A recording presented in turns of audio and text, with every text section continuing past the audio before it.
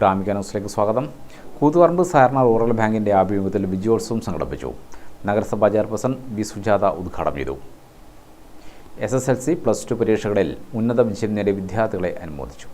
വിദ്യാഭ്യാസ മേഖലയിൽ തുടങ്ങി വെച്ച ആ ഒരു കുതിപ്പാണ് ആരോഗ്യ മേഖലയിലും അതോടൊപ്പം നമ്മുടെ സാമൂഹിക ജീവിതത്തിന്റെ സമസ്ത മേഖലയിലും നമ്മൾ നേടിക്കൊണ്ടിരിക്കുന്നത്. ഇന്നത്തെ പത്രത്തിൽ നിങ്ങൾ കണ്ടിട്ടുണ്ടാവും, ഇന്ത്യയിലെ ഏറ്റവും മികച്ച ആരോഗ്യ കേന്ദ്രം കേരളത്തിലാണ് ഉള്ളത് എന്നുള്ളത്. അപ്പൊ അങ്ങനെ മികച്ച ഒന്ന് മാത്രമല്ല, മികച്ച ഒരു 25 എണ്ണം എടുത്താൽ ആ 25 എണ്ണവും കേരളത്തിൽ തന്നെയാണ് എന്നുള്ളതാണ്.